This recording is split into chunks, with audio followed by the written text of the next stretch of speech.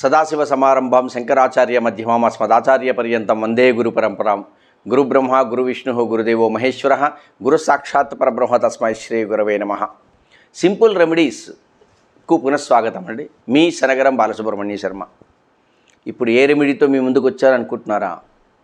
చాలామందికి నేను 90 మంది కలిస్తే 80 మంది 85 మందికి సార్ చిన్న చిన్న కోరికలు కూడా తీరలేదేంటి సార్ మాకు అని అడుగుతుంటారండి.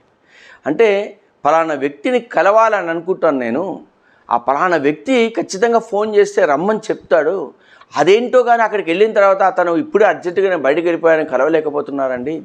లేదు ఇంకొక చోటుకి వెళ్తున్నాను సార్ పని మీద, నాకు డబ్బులు ఇవ్వాలి సార్, నా దగ్గర ఇప్పటికి మీకు 10,000 ఇవ్వాలంటే 10,000 రెడీగా ఉంది నా దగ్గర, మీరు వచ్చి తీసుకెళ్ళండి, పలానా సెంటర్కి వచ్చేసండి. అయ్యో ఎంత మాత్రం అంటారండి, అక్కడికి వెళ్ళిన తర్వాత నాకు అర్జెంట్ వర్క్ పడింది వెళ్ళిపోతాడండి, ఆ డబ్బులు రావండి.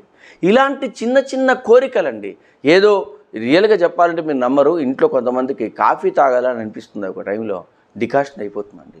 కాఫీ తాగాలనిపిస్తుందండి, ఆ పాలు ఉండవండి. అప్పటికి కాఫీ తాగాలనిపిస్తుంది, డికాషన్ ఉంటుంది, పాలు ఉంటుందండి. ఆ పాలు పొయ్యి మీద పెడితే విరిగిపోతుంటాయండి. నేను చాలా చూశాను అట్టండి. సార్ చిన్న చిన్న కోరికలు ఎందుకు సార్ మాకు ఇలా అయిపోతున్నాయి, దానికి మనం ఏం చేయాలి, నాకు ఒక చిట్కా చెప్పండి అని అంటుంటారండి. సింపుల్ థింగ్ అండి.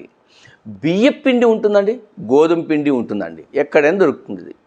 లేదు గోధుమలు దొరుకుతాయంటే గోధుమలు మిక్సీలు వేస్తే పిండి అవుతుందండి, బియ్యాన్ని మిక్సీలు వేస్తే పిండి అవుతుందండి. సో బియ్యం పిండి గోధుమ పిండి రెండూ ఈక్వల్గా కలపాలి. అంటే 2 స్పూన్లు బియ్యం పిండి వేస్తే 2 స్పూన్లు గోధుమ పిండే వేయాలి.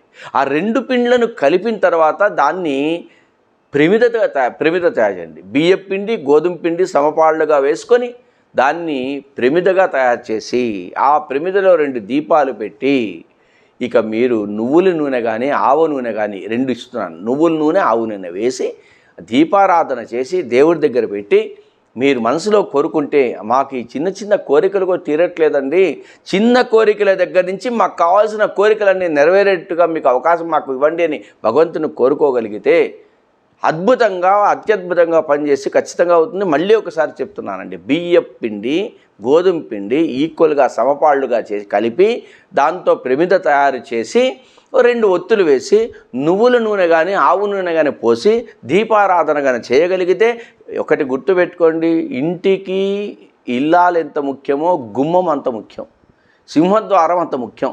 సింహద్వారానికి ఎదురుగా అందరికీ కనబడేట్టుగా మనకు కనబడేట్టుగా పెట్టగలిగితే అత్యద్భుతం అండి.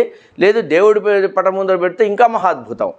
ఇంటి మధ్యలో హాల్లో సెంటర్లో పెట్టగలిగితే మహాద్భుతం. పూలతో గుర్తు పెట్టుకోండి, ఏదైనా పూలతో అలంకరించడమే భాగ్యం, మహద్భాగ్యం. అది లక్షణవతి యొక్క లక్షణం అది. కాబట్టి పూలతో అలంకరించండి, ఆ దీపారాధన చేయండి, మనసులో నమస్కరించుకొని మాకు ఈ కోరికలు తీరేట్టుగా ఏ ఆటంకాలు లేకుండా చేయమని ప్రార్థన చేసుకోండి. బియ్యం పిండి గోధుమ పిండితో ప్రమిద చేసి ఒత్తులు పెట్టి నువ్వుల నూనె కానీ ఆవు నూనె కానీ పోసి దీపారాధన చేసి పూలతో అలంకరించి మహద్భుతంగా పనిచేస్తుందండి. చేసి చూడండి, చెప్పడం వినండి, కానీ మీరు చేస్తే మీకు తెలుస్తుంది. అది అద్భుతం, అత్యద్భుతం. మీ కోరికలన్నీ ఖచ్చితంగా జరగాలని ప్రార్థిస్తూ శుభం భూయాత్.